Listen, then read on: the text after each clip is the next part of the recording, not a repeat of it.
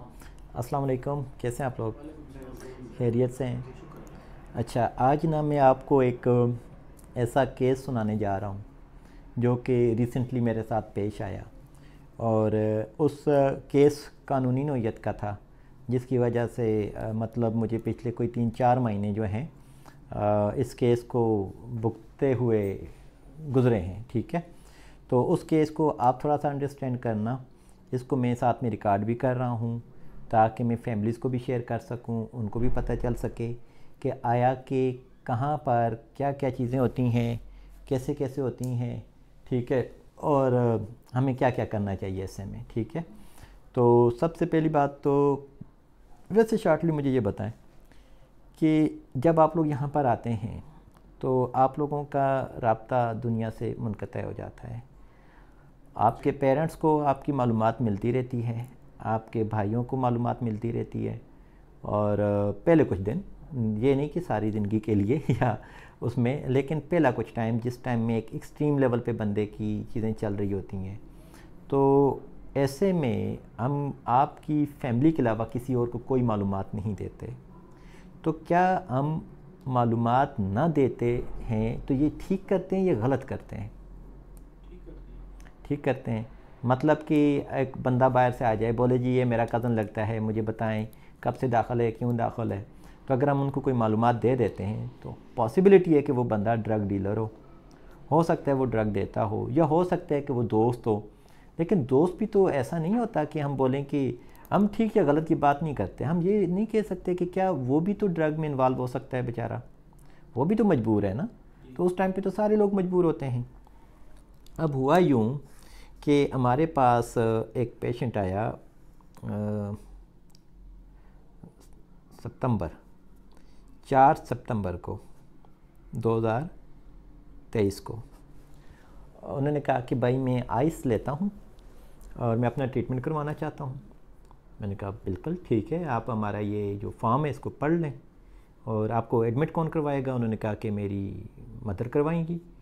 और मैंने कहा बिल्कुल ठीक है। मैंने कहा वो कहाँ पर है? उन्होंने कहा कि वो अभी मुल्क से बाहर हैं, तो वो ईमेल के थ्रू वो कर लेंगी। मैंने कहा बिल्कुल ठीक है। उनकी मदर के साथ रब्ता हुआ, उन्होंने कहा बिल्कुल सही है। हमारा अच्छा खासा लंबा चौड़ा केस हिस्ट्री फॉर्म है, उन्होंने पढ़ा, उसको एग्री किया और साइन कर दिए। उसके बाद वो आ गए हमारे पास, दाखिल हो गए। ठीक है, सितंबर को जब दाखिल हुए तो अब उस दौरान ज़ाहिर बात है उनसे उनके मोबाइल फ़ोन्स वगैरह वो सारी चीज़ें उन्होंने जमा करवा दी, सारा कुछ हो गया। तो कुछ दिनों के बाद हमें एक खातून आती हैं, कहती हैं कि यहाँ पर मेरे शौहर दाखिल हैं, तो आप काइंडली मेरी उनसे मुलाकात करवा दें। तो हमने उनको ये कहा कि आपका जो उनका फैमिली ट्री है या जो उन्होंने हमें मालूमात दी है, तो उनकी एक मिसेज़ है, उसमें से उनके 4 बच्चे हैं, उसके अलावा किसी और के बारे में उन्होंने नहीं बताया। तो हम कैसे वो कर दें? तो उनके साथ छोटे छोटे बच्चे थे। उन्होंने कहा नहीं मेरे हस्बैंड हैं तो ये वो, तो लिहाजा आप मेरी उनसे मुलाकात करवाएं। तो हमने उनको टाल मटोल करके वापस भेज दिया। मैंने कहा चलो ठीक है। फैमिली से रब्ता किया। फैमिली ने कहा कि वो उन्होंने नाम क्या बताया? हमने उनको नाम बताया तो उन्होंने कहा नहीं ये वही खातून है जिनके साथ ये मिल के आइस पे लगे थे। मैंने कहा अच्छा ठीक है। फिर मैंने कहा कि वो इस तरह से कह रही हैं, वो तो क्लेम कर रही हैं कि वो उनकी मिसेज़ हैं, उनके बच्चे हैं। वो उन्होंने कहा कि नहीं नहीं ऐसा कुछ भी नहीं है। और आपको शायद इसमें एक्सपीरियंस भी हो चुका होगा कि काफ़ी सारे आइस के लोगों के साथ ये चीज़ होती है, तो ये सेम उसी का एक हिस्सा हो सकता है। तो अमूमन तजर्बे में यही होता है कि लगता है कि यार शायद ऐसा ही हो। खैर वो खातून 2-3 बार फिर आई, तो उनको फिर बताया कि भाई आप पुलिस स्टेशन चली जाएं। पुलिस स्टेशन गई, पुलिस स्टेशन से हमें कॉल आई, उनको फिर हमने सूरत हाल से आगाह किया और उनकी मदर से हमने पुलिस वालों से रब्ता करवा के बात करवाई। तो उन्होंने कहा अच्छा ठीक है। तो बात फिर ख़त्म हो गई। उन्होंने कहा सही है। फिर कुछ 2-3 दिन मज़ीद गुजरे तो फिर वो आ गई कि भाई मेरे शौहर हैं और आप उनको इस तरह से रखा हुआ है। तो मैंने कहा देखो अब ज़ाहिर बात है कि आपकी जो इन लॉज़ की फैमिली है वो इस चीज़ को एक्सेप्ट नहीं करती, और आपके पास कोई ऐसा प्रूफ भी नहीं है जिससे हम कह सकें कि आप उनकी मिसेज़ हो। तो उन्होंने कहा नहीं मैं तो निकाहनामा ले आई हूँ। अच्छा, जब वो निकाहनामा ले आई तो ज़ाहिर बात है हम फिर चुप हो गए कि यार अब हम क्या कर सकते हैं। फैमिली को बताया हमने, उन्होंने कहा कि नहीं, दाखिल तो हमने करवाया हुआ है ना, तो आप उनको बता दो कि आप नहीं कर सकते। खैर वो खातून ने क्या किया कि वो एक चली गई किसी एडवोकेट के पास, उन्होंने उनको एप्लीकेशन लिख के दी इस्लामाबाद हाई कोर्ट में। वहाँ पर उन्होंने लिख के दिया जी कि मेरे शोर जो हैं इन्होंने अपने पास रख दिए हुए हैं और मुझे उनसे मिलने नहीं दिया जा रहा। तो कोर्ट ने बेलफ भेजा 25 सितंबर को। सितंबर, अक्टूबर, नवंबर, हाँ बस सही, ये 25 सितंबर को बेलफ आ गया। बेलफ आया, उन्होंने मुझे कहा कि भाई मैं अदालत से आया हूँ और आप मुझे अपने इस पेशेंट के साथ मुलाकात करवाएं। मैंने कहा देखें आप कौन हैं, मतलब अदालत से आए हैं तो कोई अपनी आइडेंटिटी दिखा दें। खैर वो आइडेंटिटी उन्होंने मुझे दिखाई और उन्होंने बताया कि इस तरह से ना, तो खैर मैंने फ़र्स्ट टाइम बेलफ का वर्ड भी सुना था, इससे पहले नहीं सुना था। तो उनको मैंने रसाई दी, मैंने कहा कि ये आप देख लें। लेकिन इस दौरान फैमिली का ईमेल आया हुआ था कि जब तक आपके पास कोई रिटन इन्फॉर्मेशन ना हो आपने किसी को कोई रसाई नहीं देनी है हमारे पेशेंट तक। तो ज़ाहिर बात हो, मेरे पास ईमेल पड़ा हुआ है, सारी रिकॉर्डिंग है, सारी चीज़ें हैं। तो मैंने कहा अच्छा ठीक है, लेकिन उनको मैंने रसाई दी क्योंकि अब वो कोर्ट के ऑर्डर थे और उन्होंने कहा कि अब इस खातून को भी आप मिलने दे दें। तो मैंने कहा कि बेलफ में अगर ये लिखा हुआ है तो ज़रूर हम मिलवा देंगे। तो उन्होंने कहा चलो ठीक है। वो फिर चले गए वो खातून को भी लेके। 25 को ही तकरीबन 10 बजे कोर्ट के ऑर्डर आए थे और 25 को दिन को 2 बजे मैं क्लास ले रहा था तो पुलिस आ गई। ठीक है, पुलिस वालों को अदालत की तरफ से हुक्म था कि इस बंदे का 491 का जो था ना पर्चा, जो नोटिस था उसके तहत ना, कि इस बंदे को उठा कर लाओ जो कि इनको अबडक्ट किया हुआ है या इनको अपने पास रखा हुआ है, और पेशेंट की हालत भी देखो, अगर लाने के काबिल है तो आप उनको लेकर आ जाएं। खैर वो क्या हुआ कि जब पुलिस आ गई तो उन्होंने जब देखा स्ट्रक्चर तो उन्होंने कहा कि सिस्टम कुछ और लग रहा है, हमें कुछ और लग रहा था। हमें ये था कि शायद कोई बच्चा है जिसको किसी ने पकड़ के रखा हुआ है। वो पुलिस की मोबाइल्स आ गई इतनी ज़्यादा ठीक है, तो उनको इस तरह से लग रहा था। लेकिन जब वो आए तो इनको यहाँ पर इंस्टीट्यूट टाइप चीज़ें लगी, तो उन्होंने कहा कि नवीद आप ऐसे करो कि इस बंदे को अपने साथ बिठाओ, तो अभी इनको अदालत लेकर जाना है और हमने, क्योंकि 2:30 बजे अदालत ने बंद होना है या 2 बजे बंद होना है, तो जल्दी पहुँचो। और फिर उन्होंने अदालत से मज़ीद टाइम लिया कि 3 बज जाएंगे पहुँचते। तो हम पहुँचे वहाँ पर। जब हम पहुँचे तो अच्छा, उनसे पहुँचने से पहले जब हम थाना पहुँचे इस पेशेंट को लेके, और साथ ही हमने उनको लेकर भी गए, वो जो खातून पहले से वहाँ पर मौजूद थी, और हम अपने पेशेंट को लेकर गए। जो ही वहाँ पर पहुँचे तो वो जब उनका आपस में बातचीत हुई और सारा कुछ हुआ, तो उसमें मुझे काफ़ी हद तक एक थ्रेट नज़र आया कि भाई मैं अभी आ गया हूँ, मैं बाहर निकलूँगा, ये वो। तो मुझे ये हो रहा था कि भाई 4 तारीख को बंदा दाखिल हुआ है, 25 को विड्रॉल की पीक पर है अभी, या पीक पर नहीं भी है तो नेगेटिविटी की पीक पर है। अभी उसकी काउंसलिंग हम नहीं कर सके। उनका मेडिकली अगर हम देखें तो बीपी हाई जा रहा है। हिस्ट्री ये बताती है उनकी पहले से भी कि 1-2 दफ़ा उनको बेहोशी भी हुई, अस्पताल जाना पड़ा।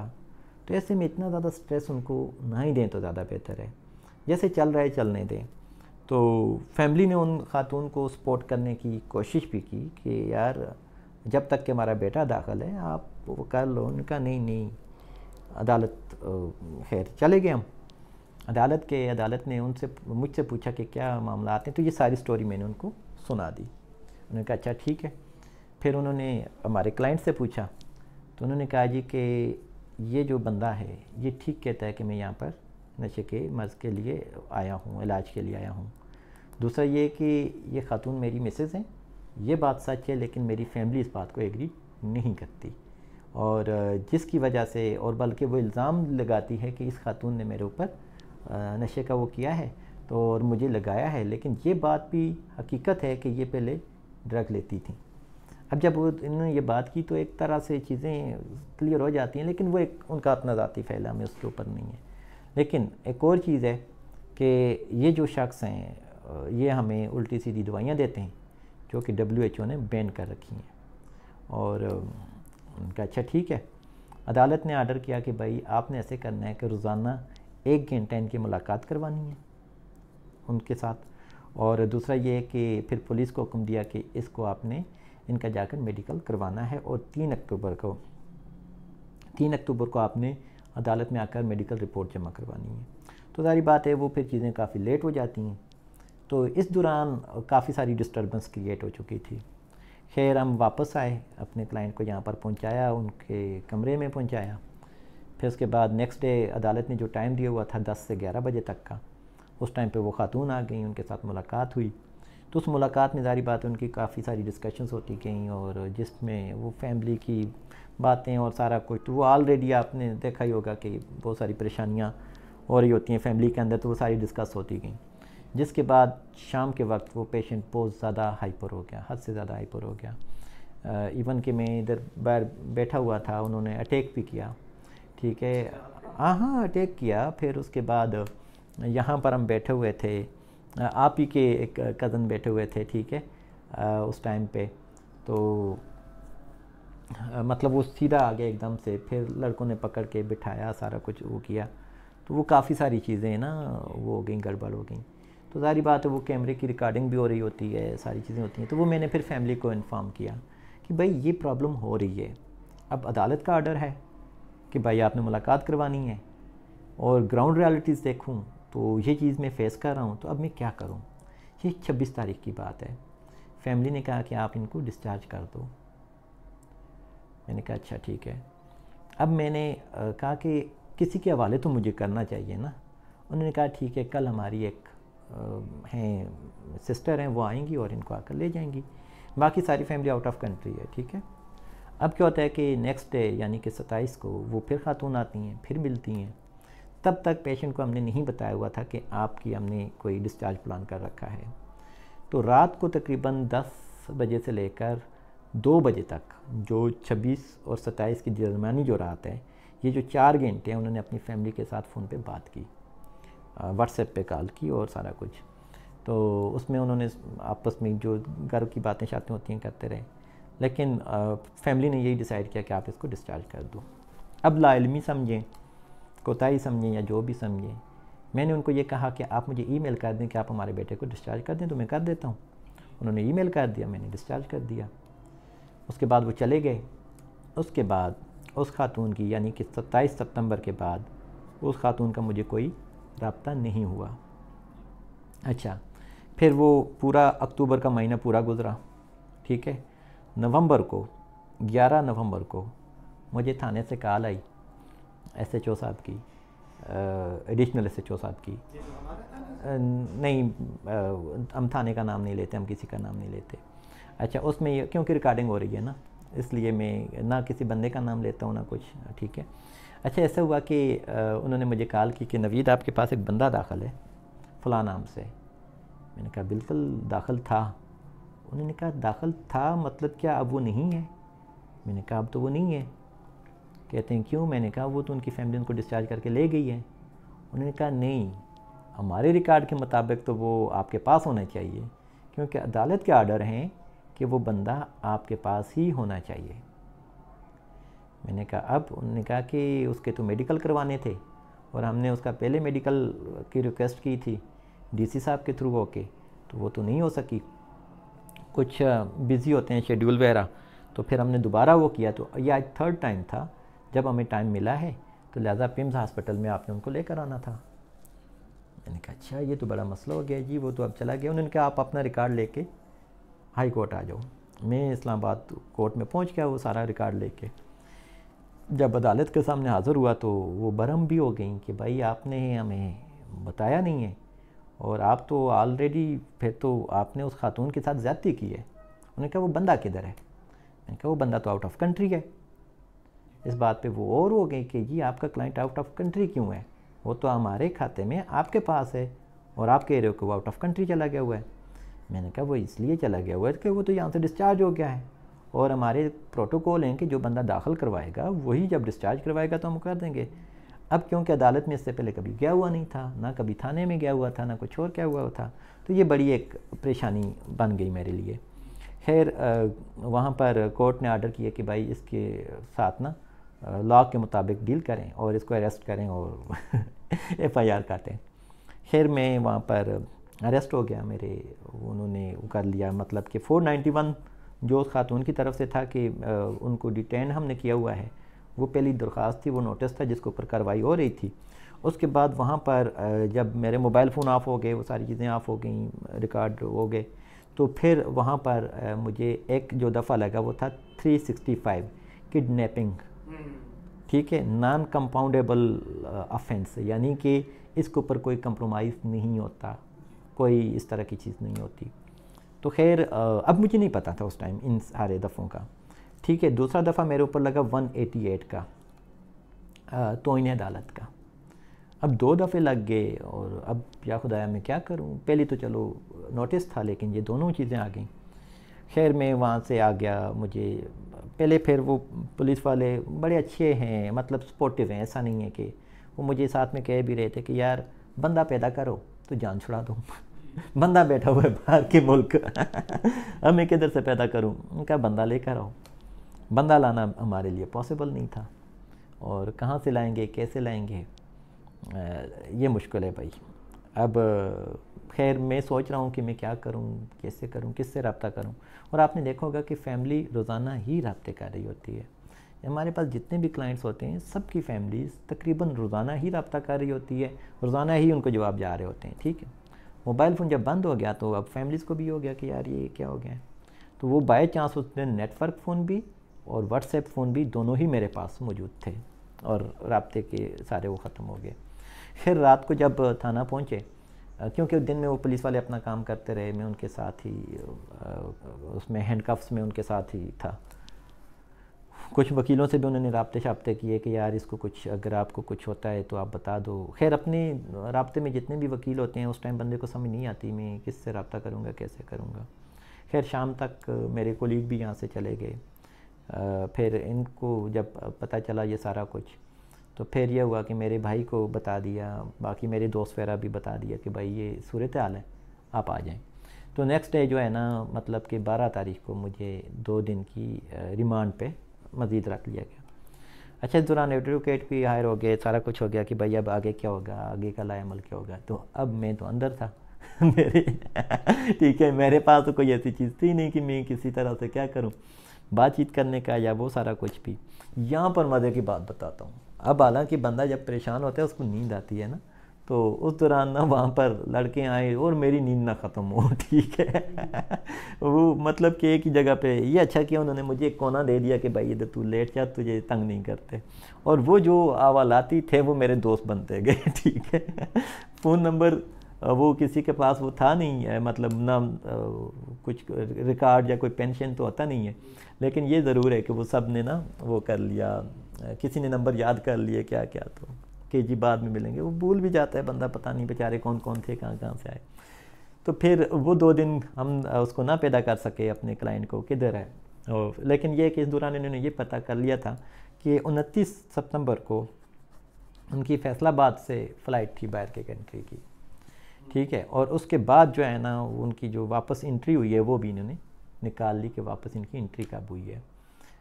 उनकी दोबारा जो एंट्री हुई है वो है 4 नवंबर की। बीच का दिन उन्होंने वहीं पर गुजारे 4 नवंबर को, यानी कि 11 नवंबर को मुझे पुलिस ने कॉल की, 4 नवंबर को वो ऑलरेडी पाकिस्तान आए हुए थे। अब इस दौरान ये जो है, अब पाकिस्तान में उनको किधर ढूंढें भाई। खैर वो फिर मेरे दोस्तों ने, कोलीग्स ने रब्ता किया इधर उधर से करके, फिर पुलिस वालों की हेल्प से जैसे भी उनके घर तक अप्रोच किया, कोई फ़ोन रिकॉर्ड्स देखे किधर हैं, फिर उस खातून से, फिर उनके जो मीडिया कोई पर्सन थे उनसे, जैसे भी करके उन तक अप्रोच किया, तो उनको लेकर आ गए उनका पिम्स में। उनको कहा जी कि मेडिकल, उन्होंने कहा जी कि मैं मेडिकल करवाना ही नहीं चाहता, मुझे तो कोई ऐसा वो नहीं है। उनका अच्छा ठीक है, आप वो लिख के दे दो अपना कि मैं नहीं करवाना चाहता। उनका अच्छा ठीक है, लिख के दे दिया। फिर उन्होंने ये भी लिख के दे दिया जी कि मेरा इनके साथ कोई इस तरह की दुश्मनी नहीं थी, ना मुझे इन्होंने एबडक्ट किया, ना मुझे इन्होंने किडनैप किया, ना इन्होंने कुछ और किया, ये एक तरह की गलतफहमी थी, लिहाजा मेरा इनके साथ कोई वो नहीं है।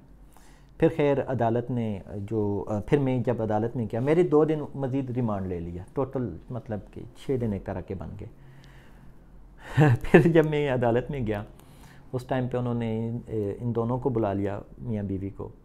तो उस टाइम पे फिर एक चीज़ नई ज़ाहिर हुई पुलिस की तफ्तीश में भी। तो हमारी तो आपको पता है कि हमारी प्राइवेसी होती है, तो हम तो यहाँ पर जिक्र नहीं करते, लेकिन वहाँ पर क्योंकि उन्होंने ख़ुद भी बताया हुआ था कि इन्होंने एक शादी की पहले, उसमें से एक बच्चा पैदा हुआ, मिसेस को दिया।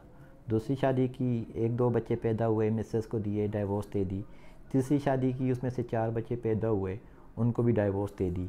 अभी चौथा जो है वो निकाह हुआ है इन खातून के साथ, जिसमें इनके पिछले शौहर के बच्चे इनके साथ हैं, अभी इनके अपने बच्चे इनकी अपनी मिसेस के साथ हैं।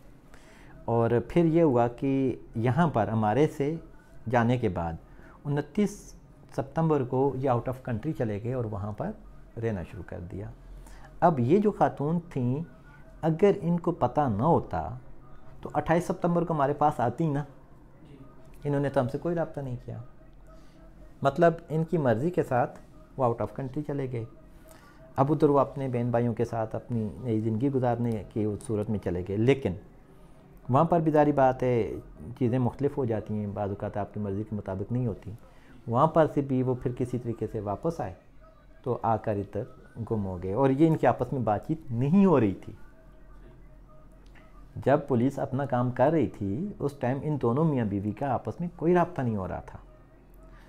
अब आपको बताने का मकसद ये है कि ये लाशऊरी तौर पर हम सब से कुछ ना कुछ हुआ, फैमिली से भी, पेशेंट से भी, उनकी मिसेस से भी, मुझसे भी, कहीं ना कहीं पुलिस से भी।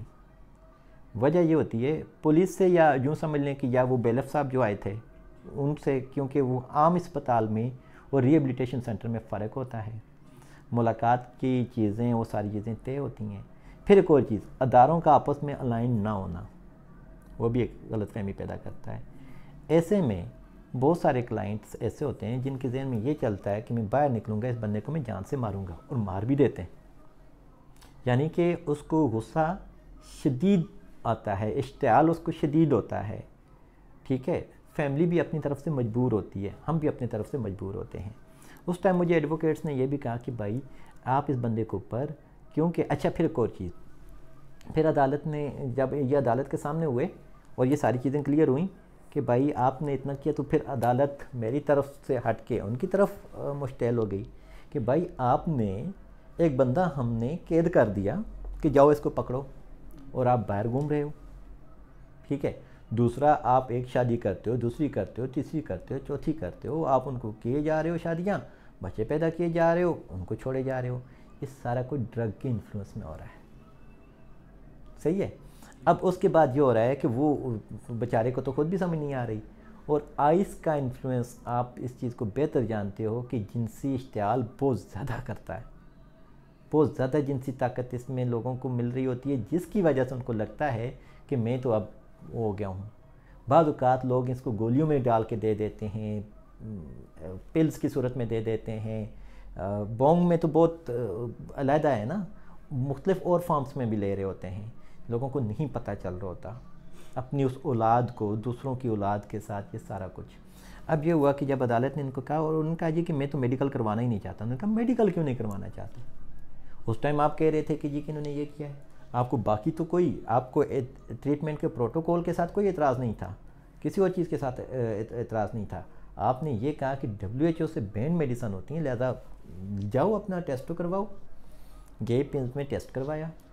पिम्स में ने फिर क्या किया कि वो, क्योंकि DC साहब के थ्रू मेरे ख्याल से कोई आर्डर होते हैं, उन्होंने पोस्ट वहाँ पर भेजी, वहाँ से डाक जो है CD फिर अदालत आई, और अदालत ने वो फिर सामने देख के मुझे कहा कि आप क्लियर हो, आप जा सकते हो।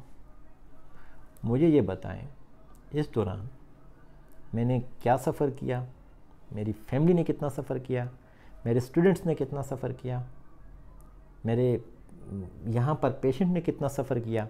आपने दीवारों के ऊपर पढ़ा होगा कि शुक्र है नवीद साहब आ गए वापस। वो क्यों, क्या मतलब, किसी को बता नहीं सकता था मैं कि मैं किधर हूँ। मैं 75 kg का बंदा जब वापस आया तो 67 रह गया। इन 5-6 दिनों में इतना ज़्यादा वज़न कम हो जाना, ज़हनी परेशानियाँ। फिर जब ये कह रहे थे लोग कि जी कि आप फैमिली के ऊपर केस कर दो, आपको इतने लाख रुपए आ जाना है, वो हो जाना है, ये तो मुझे ये बताओ कि क्या ऐसे में फैमिलीज़ के ऊपर केस नहीं करते होंगे लोग? करते होंगे। तब मुझे ये पता चला। उसके बाद जब मैं आया, तब मेरी पुलिस वालों के साथ इंटरेक्शन होना शुरू हुई।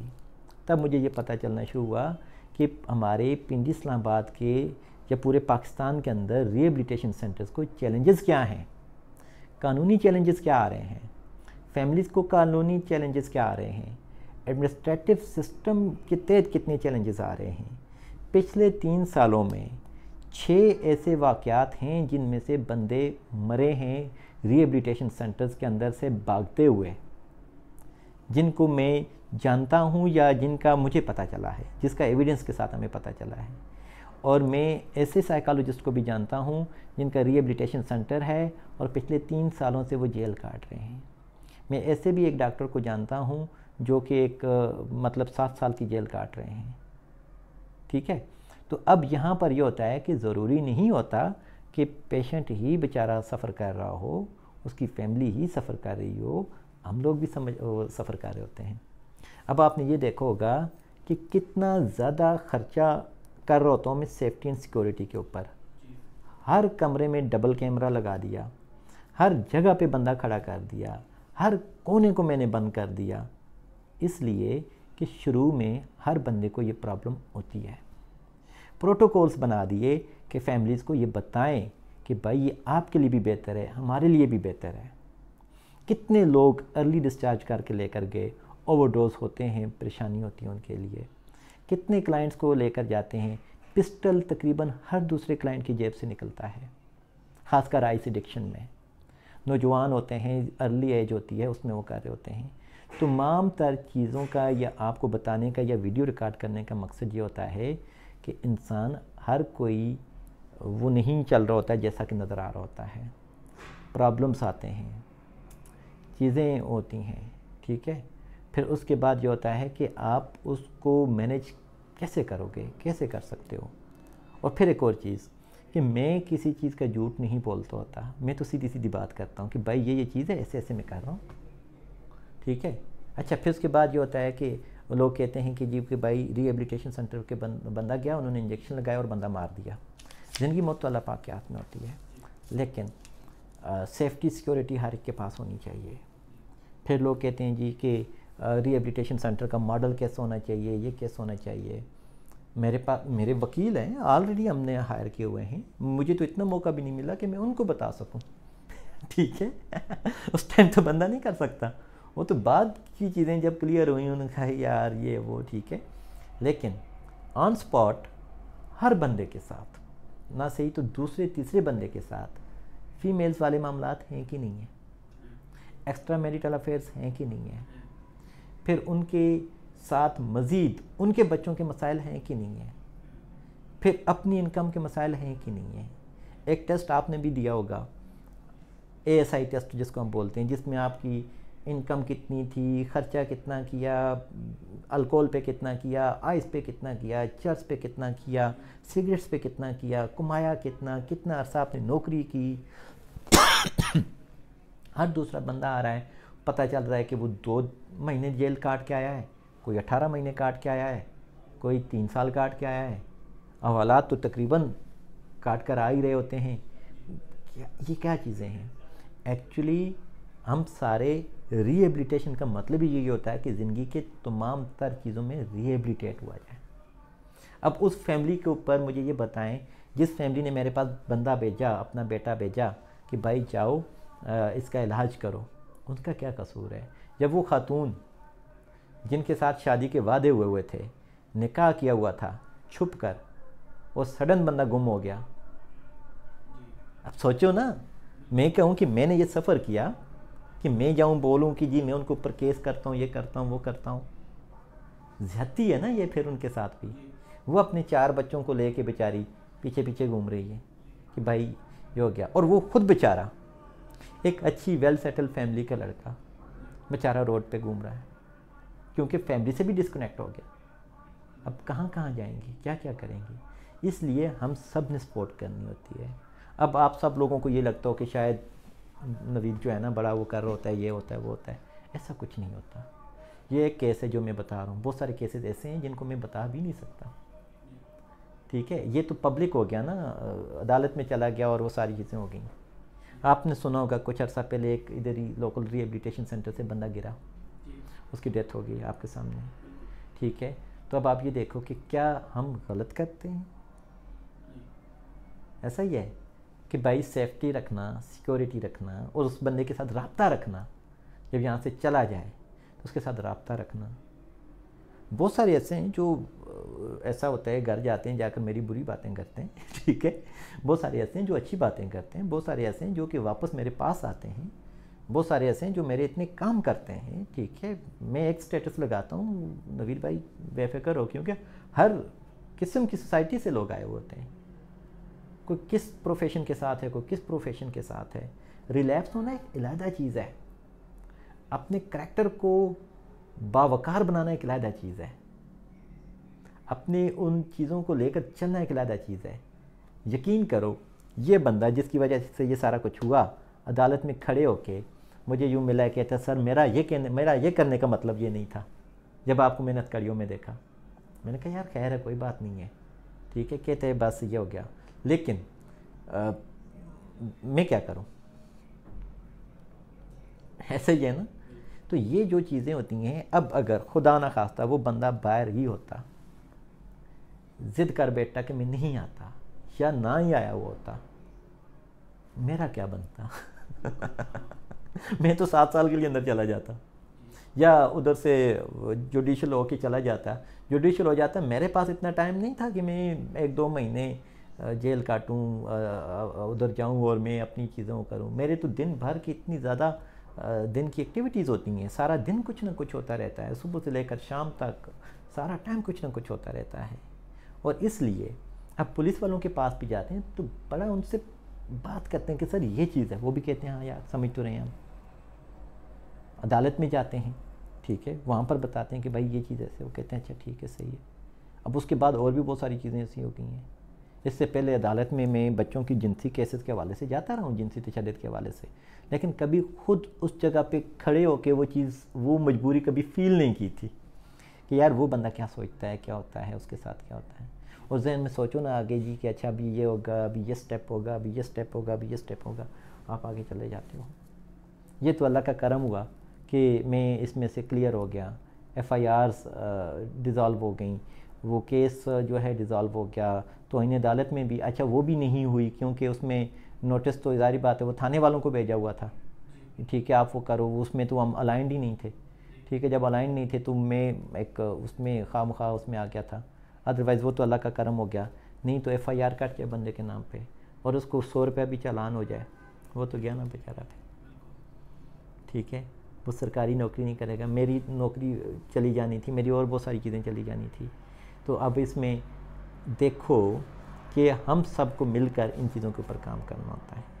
और आप एक चीज़ याद रखो, जितने भी हो मेरे भाई, मेरे 2 भाई हैं अकील और तजम्मल, उनसे कम नहीं हो, चाहे वो चले जा चुके हैं, चाहे वो रह चुके हैं। आज एक लड़का 2 सालों के बाद आया है, ठीक है, और उसको आप देखो तो चीज़ें सारी मेरे सामने होती हैं, मैं उनको देखता हूँ। मेरी मेमोरी इतनी कमज़ोर नहीं है कि मैं भूल जाता हूँगा, मैं सारी चीज़ों को याद रखता हूँ, एक एक बंदे की चीज़ याद रखता हूँ, एक एक उसकी फैमिली की मजबूरियों को याद रखता हूँ।